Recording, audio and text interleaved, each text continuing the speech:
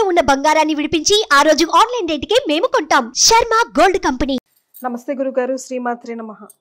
శ్రీమాత్రే నమః. గురుగారు, అక్టోబర్ 2న సూర్యగ్రహణం ఏర్పడుతుంది అంటున్నారు. ప్రపంచం అంతా వెయిట్ చేస్తుంది. చాలా ట్రెండింగ్ టాపిక్ కూడా అవుతుంది. ఒక్కొక్కరు ఒక్కొక్క విధానంగా చెప్తున్నారు. చాలా రకాల కన్ఫ్యూజన్, టెన్షన్ ఏర్పడుతుంది. మాకైతే మీరు పర్ఫెక్ట్ గా మాకు దారి చూపించగలరు. శ్రీ గురుభ్యో నమః. శ్రీమాత్రే నమః. అచింత్య వ్యక్తరూపాయ నిర్గుణాయ గుణాత్మని సమస్త జగదాధార మూర్తయే బ్రహ్మణే నమః. అయితే ఈ ఖగోళంలో చాలా అద్భుతాలు జరుగుతూ ఉంటాయి. ఈ అద్భుతాల్ని ఏవైతే కనుక గ్రహణాలు జరుగుతాయో ఇవి చాలా మంది నోట్ చేసి పెట్టుకుంటారు. గురుగారు, ఇవి నోట్ చేసి పెట్టుకొని ఆ తర్వాత జరిగిన ఈవెంట్స్ ఏం జరిగాయి, ఎలాంటి విపత్తులు జరిగాయి అనేది కూడా ఈవెంట్స్ నోట్ చేసి పెట్టుకుంటారు. ఇది ఎప్పటి నుంచో ఈ క్యాలెండర్ మెయింటైన్ చేస్తున్న వాళ్ళు చాలా మంది ఉన్నారు.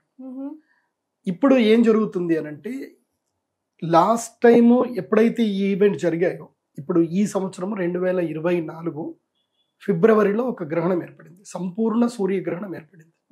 అది 500 సంవత్సరాల తర్వాత ఒకసారి వచ్చే సూర్యగ్రహణం అది ఏర్పడింది. పూర్తి సూర్యగ్రహణం అమెరికాలో ఫస్ట్ టైం జనాలందరూ కూడా చూశారు.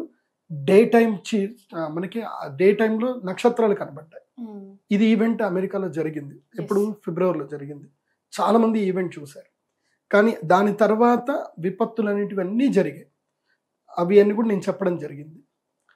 ఈ ఫిబ్రవరి నుంచి మళ్ళీ మార్చి 29, 2025 వరకు దీన్ని ఏమంటారు అంటే గ్రహణ సంధికాలము, గ్రహణ వేదకాలము అంటారు. అందులోపల మిడ్ ఈవెంట్ అనేది ఒకటి ఉంది. అంటే ఎండ్ టు ఎండ్ కనుక చూస్తే మధ్యలో మిడ్ ఈవెంట్ అనేది ఒకటి ఉంది. మధ్యలో మధ్యగ్రహణము అంటారు. ఆ మధ్యగ్రహణమే అక్టోబర్ 2వ తారీఖు వచ్చేటువంటి మధ్యగ్రహణం. అంటే ఫిబ్రవరి 2024లో ఒక గ్రహణం వచ్చింది. మళ్ళీ మార్చి 2025లో ఒక గ్రహణం వస్తుంది. మార్చి 28వ తారీఖు గ్రహణం వస్తుంది. మళ్ళీ సూర్యగ్రహణం షష్టగ్రహ కూటమిలో వస్తుంది.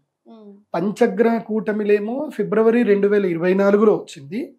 షష్టగ్రహ కూటమిలేమో మార్చి 2025 28వ తారీఖు వస్తుంది. అంటే పంచగ్రహ షష్టగ్రహ కూటమిలో ఈ జరిగేటువంటి గ్రహణ వేదకాలం ఏదైతే ఉంటుందో, ఈ ఆల్మోస్ట్ ఈ యొక్క 1 year డ్యూరేషన్ ఏదైతే ఉందో, ఈ డ్యూరేషన్లో మిడ్ ఈవెంట్ అనేది ఒకటి ఉంది. ఆ మిడ్ ఈవెంటే ఇప్పుడు అక్టోబర్ 2వ తారీఖు వచ్చేటువంటి ఖగ్రాస, అంటే సంపూర్ణ ఖగ్రాస సూర్యగ్రహణము. దీన్ని రింగ్ ఆఫ్ ఫైర్ అని పిలుస్తారు. ఇది రింగ్ ఆఫ్ ఫైర్ అనేది అసలు రాదు. 6000 సంవత్సరాల క్రితం ఏర్పడిన రింగ్ ఆఫ్ ఫైర్ మళ్ళీ ఇప్పుడు ఏర్పడుతుంది. ఎప్పుడైనా సూర్యగ్రహణం జరిగితే పార్షల్ గా సూర్యగ్రహణం జరుగుతుంది. అంటే సూర్యబింబాన్ని పూర్తిగా ముంచకుండా సగం నుంచి వెళ్ళిపోతుంది షాడో. ఒక్కొక్కసారి సూర్యగ్రహణం పూర్తిగా మునుగుతుంది. అది 500 సంవత్సరాలకు ఒకసారి జరిగింది. మళ్ళీ 2048లో మళ్ళీ ఈవెంట్ ఉంది, సంపూర్ణ సూర్యగ్రహణం. సో ఇప్పుడు ఏదైతే కనుక ఈవెంట్ ఏదైతే ఉందో దీన్ని సంపూర్ణ ఖగ్రాస రింగ్ ఆఫ్ ఫైర్ అంటారు. అంటే చంద్రుడు సూర్యుడి బింబానికి మధ్యలో వెళతాడు, కానీ పూర్తిగా కప్పబడ్డు. చుట్టూ కూడా అగ్నిగోళం లాగా ఒక రింగ్ లాగా కనిపిస్తుంది మనకి. అంటే ఎర్రటి రింగ్ లాగా కనిపిస్తుంది. దీన్ని రింగ్ ఆఫ్ ఫైర్ అని కూడా అంటారు. ఈ సూర్యగ్రహణం ఎప్పుడు ఏర్పడింది అని అంటే, ఇక మీరు కల్కి సినిమా చూడొచ్చు. ఇప్పుడు ఇది కల్కి సినిమాకి ఇది కొంచెం రిలేటెడ్ గానే ఉంటుంది. ఎప్పుడైతే గనక భగవంతుడు మళ్ళీ అవతారం ఎత్తబోతాడో, ఎప్పుడైతే గనక లోక కంటకుడు పుట్టబోతాడో అప్పుడు ఇలాంటిది జరుగుతుంది. జరుగుతుంది. ఇప్పుడు షష్టగ్రహ కూటమి ఎప్పుడైతే పడుతుందో గుర్తుపెట్టుకోండి. షష్టగ్రహ కూటమి అయినప్పుడు ఈ భూ ప్రపంచంలో 2 పుడతారు. నేను చెప్పాను, పంచగ్రహ కూటమిలో ఒకడు పుడతాడు, షష్టగ్రహ కూటమిలో ఒకడు పుడతాడు. సో లోకాన్ని నాశనం చేయడానికి ఒకడు పుడతాడు, లోకాన్ని కాపాడడానికి కూడా ఒకడు పుడతాడు. సో ఇలాంటి మాస్టర్స్ పుట్టేటువంటి సంవత్సరమే ఇది. సో ఇప్పుడు ఏం జరుగుతుంది అని అంటే, ఇది మహాభారత యుద్ధం జరిగే కన్నా మునుపు వచ్చినటువంటి సూర్యగ్రహణం. ఈ సూర్యగ్రహణం ఏర్పడ్డమే ప్రపంచానికి కీడు.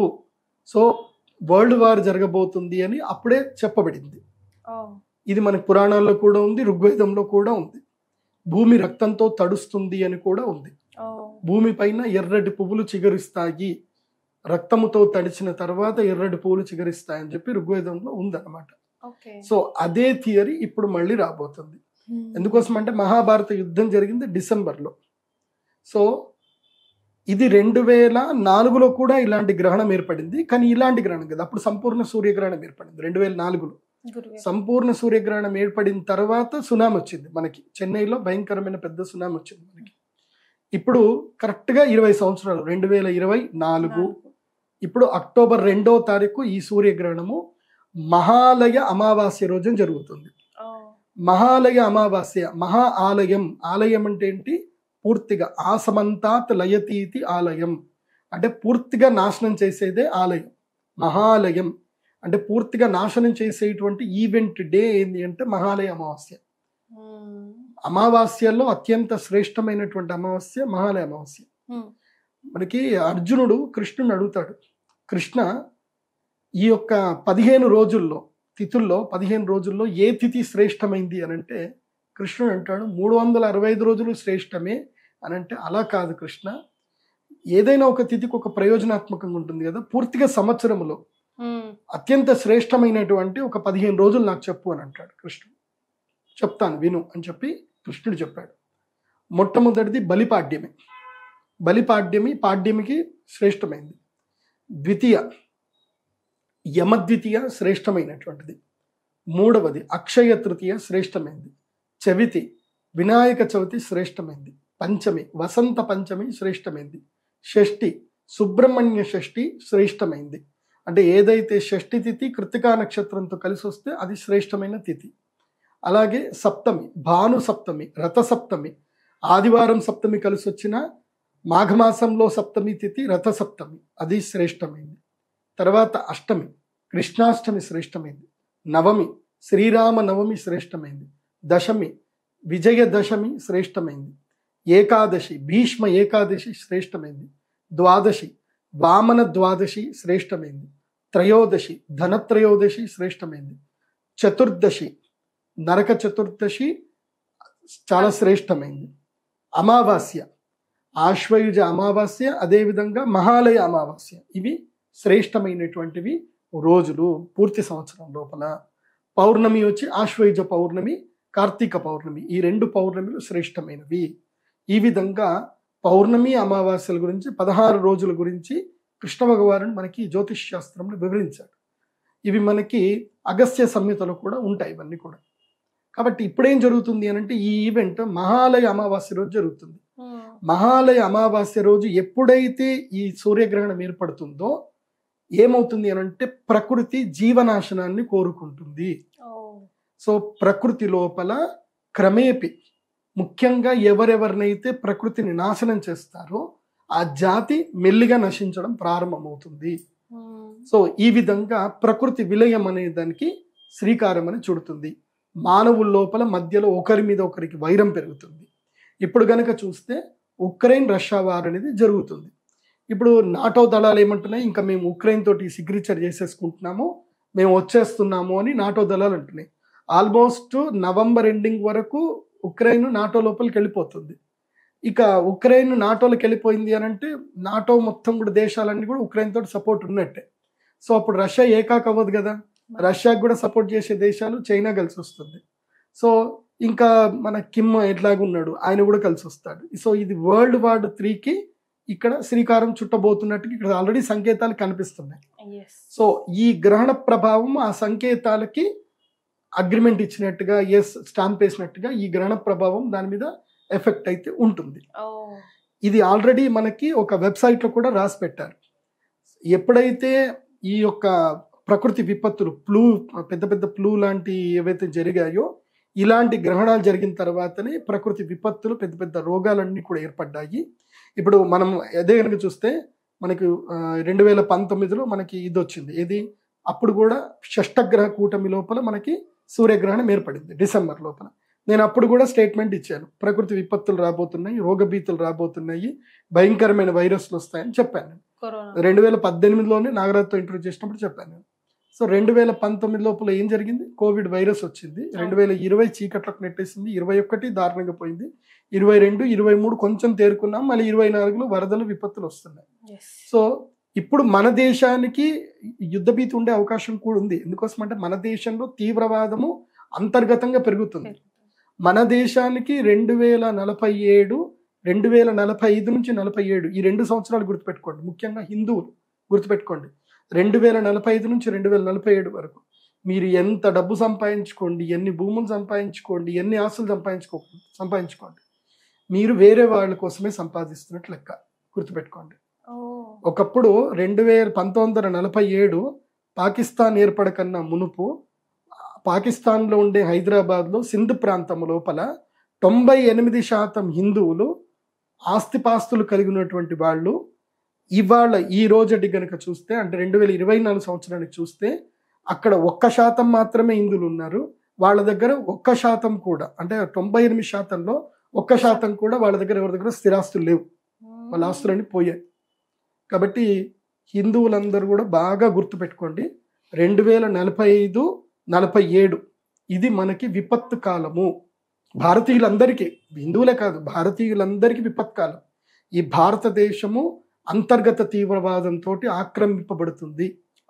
దానికి శ్రీకారం ఇక్కడ నుంచి, ఇప్పుడు 2024 నుంచి చూస్తే 2044 వరకు, అంటే ఎన్ని సంవత్సరాలు? 24 అంటే ఇంకా 20 సంవత్సరాలు. ఈ 20 సంవత్సరాల్లో చాప కింద నీరులాగా తీవ్రవాదం పాకుతుంది, విపరీతంగా పాకుతుంది. ఒకేసారి 2 సంవత్సరాలు భారతదేశంలో మూకుమ్మడి దాడులు పెరుగుతాయి.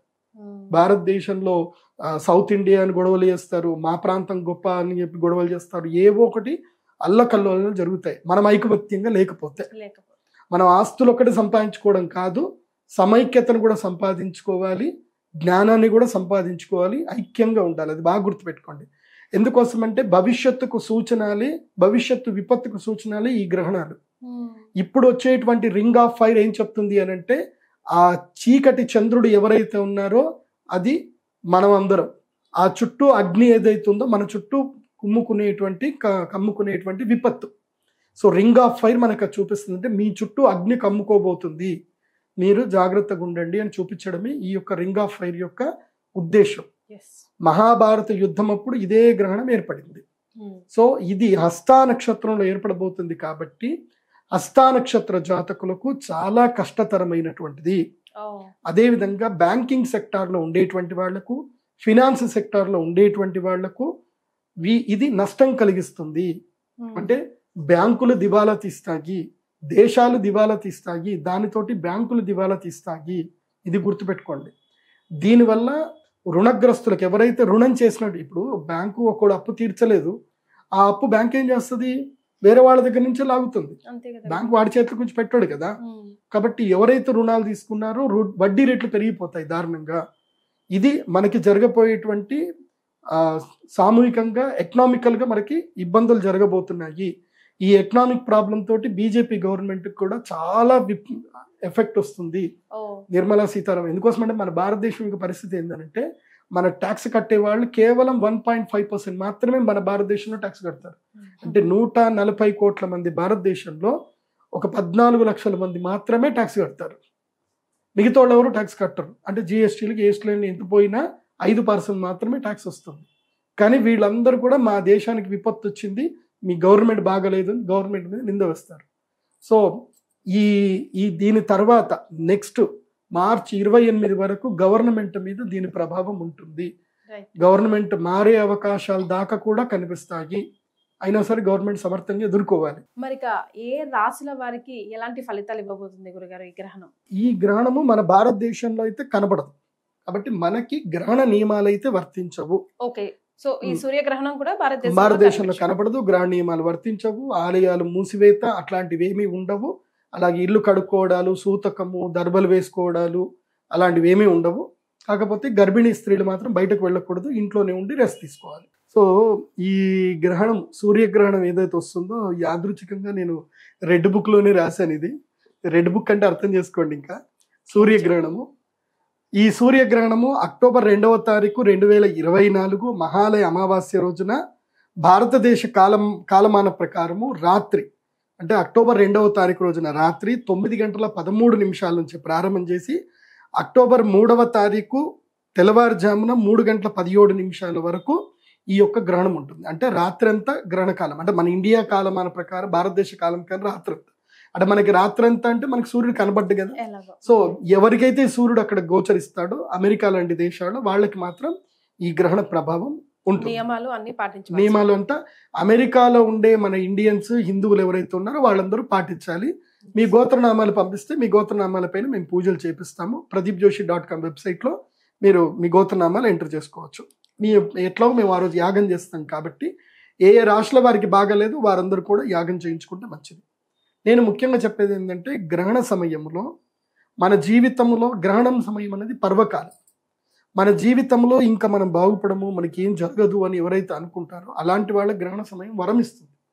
సో జీవితంలో అరిష్టాలన్నీ తొలగిపోవాలంటే గ్రహణ సమయమే అదృష్టమైన సమయం.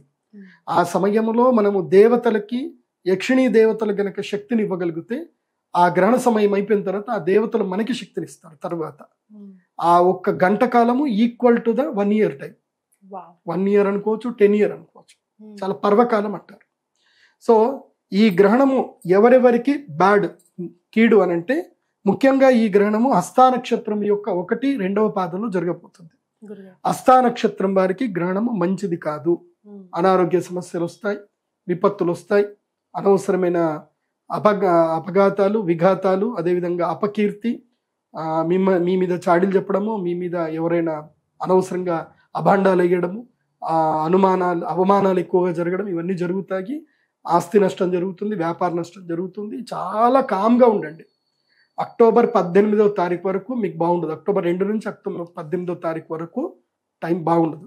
మళ్ళీ మీరు ఆశ్వయుజ పౌర్ణమి రోజు పూర్ణ చంద్రుని చూసి దర్శనం చేసుకునేంత వరకు మీకు ఈ గ్రహణ దోషం ఉంటుంది. ముఖ్యంగా కన్యారాశి, మీనరాశి వారికి ఇది వర్తిస్తుంది ముఖ్యంగా. ఇక ఎవరెవరికి ఏ రాశుల వారికి బాగాలేదు అంటే 4 రాశుల వారికి, కన్యారాశి, సింహరాశి, మీనరాశి, మేషరాశి, ఈ 4 రాశుల వారికి ఈ గ్రహణము బాగాలేదు. ఇది ప్రపంచంలో ఎక్కడ ఉన్నా సరే వాళ్ళందరికీ బాగా ఉండదు. ఇది కేవలము గ్రహణం చూసే వాళ్ళకే కాదు, ప్రపంచంలో ఎక్కడ చూసే వాళ్ళకేమో 100% ఎఫెక్ట్ ఉంటుంది. గ్రహణం ఎక్కడైతే కనబడదో వాళ్ళకి 50% ఎఫెక్ట్ ఉంటుంది. సో ఇంకా గుడ్. ఈ గ్రహణం వల్ల ఎవరికి మేలు జరుగుతుంది అని అంటే కనుక కర్కాటక రాశి, మిథున రాశి, కుంభరాశి, వృశ్చిక రాశి వీళ్ళకి మేలు జరుగుతుంది. 100% చూసే ఎవరికైతే గ్రహణం కనిపిస్తుందో వీళ్ళందరికీ మేలు జరుగుతుంది. ఎవరికైతే కనబడదో వాళ్ళకి 50% అయినా మేలు జరుగుతుంది. ఇక నార్మల్ మకర, ధనస్సు, వృషభ, తులరాశి వాళ్ళకి నార్మల్గా ఉంది. కాబట్టి ఇది బాగా గుర్తుపెట్టుకోండి. ఈ గ్రహణము కన్యా, సింహ, మీన, మేషరాశి వాళ్ళకి బాగా లేదు. మరి పరిహారాలు ఏం చేసుకోవాలి అని అంటే ఎవరి జాతకంలో అయితే గనక సూర్యుడు, రాహువు కలిసి ఉన్నా, సూర్యుడు, కేతువు కలిసి ఉన్నా మీ జాతకం, ఎందుకోసమంటే జాతకంలో ఎట్లా చూసుకోవాలండి అని డౌట్ వస్తుంది కదా. మీకు చెప్పేది ఏంటంటే నా వెబ్సైట్లో pradeepjoshi.com వెబ్సైట్కి వెళ్ళిపోయి హోరోస్కోప్ పీడిఎఫ్ని మీరు ఆర్డర్ చేసుకోండి. మీకు పీడిఎఫ్ ఫైల్ వస్తుంది. అందులోపల మీ జాతకంలో 3వ పేజు 4వ పేజీలో ఉన్న లగ్న కుండలి అని పెద్ద కుండలి ఉంటుంది. ఆ కుండలిలో రవి, సూర్యుడు, రవి, రాహువు కలిసి ఉన్నారో చూసుకోండి. అలా కలిసి ఉంటే మీరు శ్రీచక్రపీఠం వచ్చేయాలి ఆ రోజు పక్క. రవి, రాహు ఒకే గడి లోపల రవి, రాహువులు ఉన్నారు, ఒకే గడిలో రవికేతువులు ఉన్నారు, శ్రీచక్రపీఠం పరిగెత్తుకుంటూ రావాలి. ఒకే గడిలో ఇది అక్టోబర్ 2వ తారీఖు రావాల్సింది. అక్టోబర్ 2వ తారీఖు రవి, రాహువు, రవి, కేతువు కలిసి ఉంటే అక్టోబర్ 2వ తారీఖు పరిగెత్తుకుంటూ వచ్చేయాలి. రాత్రి పూజ. దూరంగా ఉండే వాళ్ళ పరిస్థితి అదే ఇండియాలో ఉంటే వీలైతే రండి, రాలేదు అని అంటే గోత్రనామాలైనా చెప్పించుకోండి. మేము లైవ్ పెడతాము, లైవ్ టెలికాస్ట్ అయినా చూసి అక్కడి నుంచి మీరు సూర్యారాధన, ఓం నమ శివాయ, శ్రీమాతృ మంత్రాన్ని అందరూ జపం చేసుకోండి. అయితే అక్టోబర్ 2వ తారీఖు రాత్రి యాగం ఉంటుంది, అరిష్ట నివారణ తంత్రము యాగం ఉంటుంది. కాబట్టి అక్టోబర్ 2వ తారీఖు రోజున ఎవరి జాతకంలో అయితే రవి, రాహువు, రవి, కేతువు కలిసి ఉన్నారు తెలుసుకోండి. ఇంకొకటి, ఎవరైతే గనక సూర్యగ్రహణానికి చంద్రగ్రహణానికి మధ్యకాలంలో పుట్టారో, లేదా చంద్రగ్రహణం అయిన తర్వాత 15 రోజులకి, లేదా సూర్యగ్రహణం అయిన తర్వాత 15 రోజులకి ఎవరైతే పుట్టారో వాళ్ళు గ్రహణ వేదతో పుట్టారు. అది గుర్తుపెట్టుకోండి. అది ఎలా తెలుసుకోవాలి అని అంటే simple, me date of birth, time, place రాసుకోండి. గూగుల్లో మీ సంవత్సరం, ఇప్పుడు ఉదాహరణకి మీరు 1982లో పుట్టారు, lunar and solar eclipse in 1982 అని కొట్టండి. సో మీరు ఉదాహరణకి అక్టోబర్ 2వ తారీఖే పుట్టారు అనుకుందాం. అక్టోబర్లో ఒక సూర్యగ్రహణం ఏర్పడింది 1982లో. సో అక్టోబర్ 15వ తారీఖు ఏర్పడింది సూర్యగ్రహణం. అంటే మీకు గ్రహణ వేద ఉన్నట్టు లెక్క. అంటే అక్టోబర్ 2వ తారీఖు నెల రోజులు అటు, నెల రోజులు ఇటు, ఏది ఉన్నా మీకు గ్రహణ వేద ఉన్నట్టే, గుర్తుపెట్టుకోండి. అంటే మీరు ఆల్రెడీ మీ అమ్మ గర్భంలో ఉన్నారు, నెల రోజుల తర్వాత అంటే అక్టోబర్ 2వ తారీఖు మీరు పుట్టారు అని అంటే సెప్టెంబర్లో చంద్రగ్రహణం కానీ సూర్యగ్రహణం అని ఏర్పడింది అనుకోండి, అంటే మీరు మీ అమ్మగారి యొక్క గర్భంలో ఉన్నట్టే లెక్క ఆ గ్రహణ సమయంలో. సో గర్భవేదం ఉంటుంది. తర్వాత అక్టోబర్ తర్వాత సూర్యగ్రహణం కానీ చంద్రగ్రహణం 15 రోజులు ఏర్పడింది అంటే మీరు పుట్టిన తర్వాత సూర్యగ్రహణం చంద్రగ్రహణం ఏర్పడినా మీ అమ్మ పాలు తాగారు కాబట్టి ఆ గ్రహణ వేద కూడా మీకు వర్తిస్తుంది 15 రోజుల పాటు. కాబట్టి 30 రోజులు అటు 30 రోజులు ఇటు జన్మకి గ్రహణ వేద తప్పకుండా ఉంటుంది.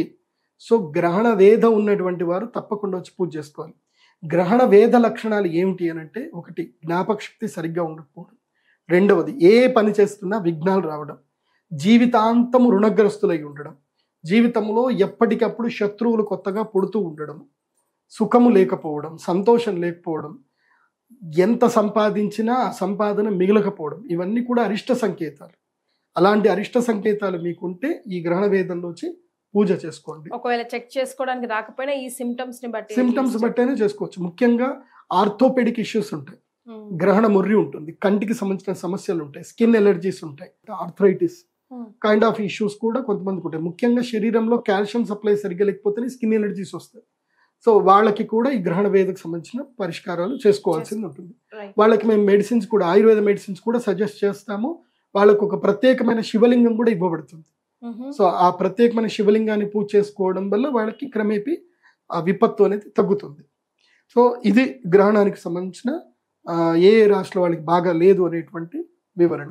గురుగారు ఓవరాల్ గా ఏమైనా రెమెడీ చెప్పగలరా? సింపుల్ చెప్పాలి అని అంటే సింపుల్ రెమెడీ, ఇంట్లో కూర్చోవడము, తూర్పుకి అభిముఖం చేసి కూర్చోవడము, శ్రీమాతృ మంత్రం చదువుకోవడము, లలితా సహస్రనామము లేదా విష్ణు సహస్రనామం చదువుకోవడము, లేదా ఓం నమశివాయ, ఓం నమో నారాయణాయ మంత్రం. గర్భిణీ స్త్రీలు, గర్భము దాల్చబోయే స్త్రీలు ఓంకారంతో కూడుకున్న మంత్రము గ్రహణ సమయంలో చదవకూడదు. మామూలుగా మెనోపాజ్ అయినటువంటి వాళ్ళు అందరూ కూడా కామన్గా చదువుకోవచ్చు. గర్భిణీ స్త్రీలు మాత్రం బయటకి రాకూడదు, రాత్రి అసలు బయటకు రాకూడదు, ఇంట్లోనే పడుకోవాలి. ఆహార నియమాలు అయితే ఏమీ లేవు, నాన్ వెజ్ తినకూడదు, మిగతా ఏదైనా తినచ్చు. గురుగారు ఏ జన్మలో ఏదో అదృష్టం చేసుకున్న వాళ్ళు మాత్రమే ఈ వీడియో చూడగలరు అనిపిస్తుంది. బికాజ్ చాలా చాలా ఇంపార్టెంట్ విషయాలు ఈ వీడియో ద్వారా మీరు తెలియజేశారు. ధన్యవాదాలు. శ్రీమాత.